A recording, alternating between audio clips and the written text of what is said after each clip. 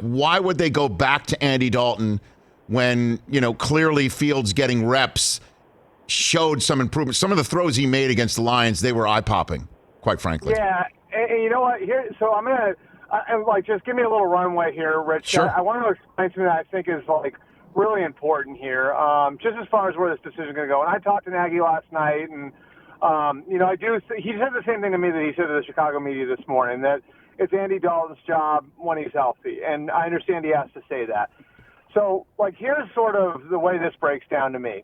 Last week, going into that game against the Browns, right, the Browns defensive coaches studied the preseason tape from Justin Fields. And what they saw basically was two separate offenses, right? Matt Nagy's under center offense sort of looks like the McShay Shanahan offense. The shotgun offense looks more like the Andy Reid offense, right? Which makes sense because they got similar roots. What the Browns coaches found was that the under center offense, Justin Fields looks so much more comfortable in it, right, in the preseason. So they got themselves ready to play against the under center offense.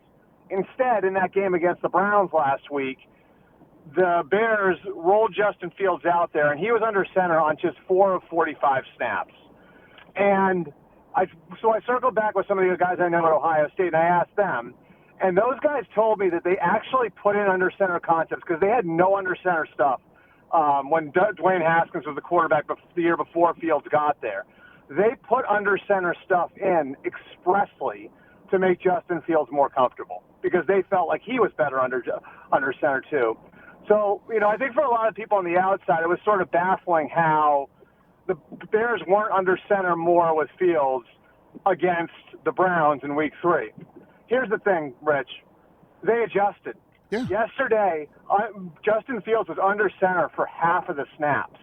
And, lo and behold, he looked so much more comfortable. And when I talked to Nagy last night about it, he said, we really made an effort to communicate with our players and communicate with our coaches this week and be really honest with ourselves about what we could do to help the quarterback. And that's the part of it, Rich, that to me, I look at this and I'm like, listen, I understand Justin Fields isn't completely ready for the full breadth of running that offense. But, man, if there are things that you can do to make him comfortable, you and I both know there's special talent you can bring out there. And I think yesterday sort of illustrated how if you just do a few things and you get the running game going, Justin Fields can bring a dimension of the offense that Andy Dalton can't. And maybe not only can you win in the here and now, but you can build something for the future.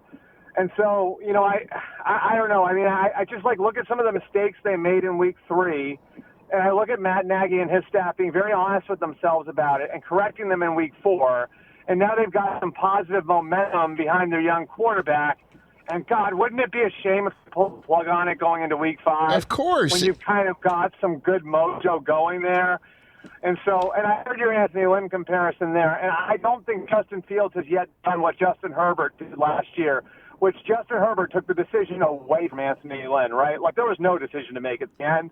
When Tyrod Taylor was back through no fault of his own, there was nothing that he could do. No, so let me just jump in. Let me just jump in on that, Albert, because there's a couple things that you said as the Bears are about to head to Vegas at Las Vegas, and the Raiders are going to have a short week, although it's not a long flight from Vegas to Los Angeles to play tonight.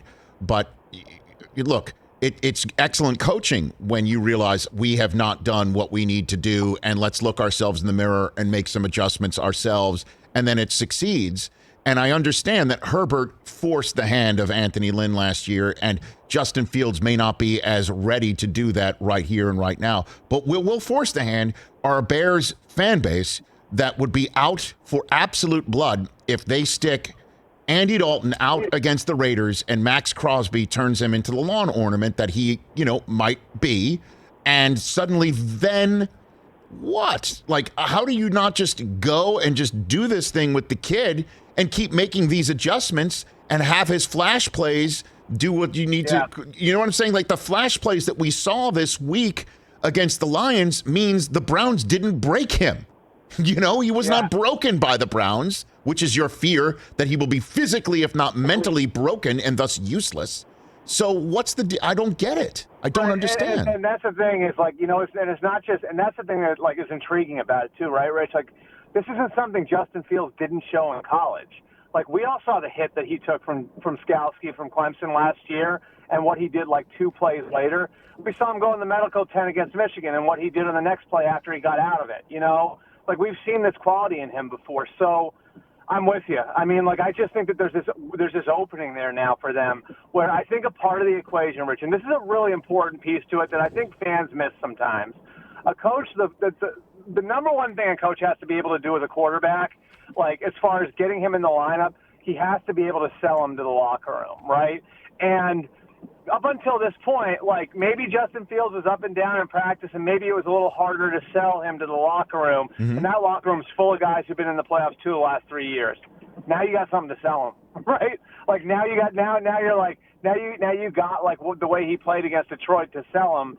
And I mean, like if there's any way, and I'm not suggesting that you play with injuries or anything else, but if there's any way that you can kind of take some time to extend this window a little bit and just see what happens with Justin Fields over the next couple of weeks and see if he's able to take the progress from week 3 to week 4 and make the same sort of progress from week 4 to week 5 and then make a decision. Like, to me, like that's the ideal scenario, right? So if you just, again, like I hate to play these games with injuries, but if you couch it as being careful with Dalton, you maybe get a little bit more that you can see from Justin Fields, and then maybe Justin Fields does what Justin Herbert did last year, where he takes another step and he really seizes the job and takes the decision out of Matt Nagy's hands. Hey, you watched all the way to the end. Thanks for that. Watch more right here.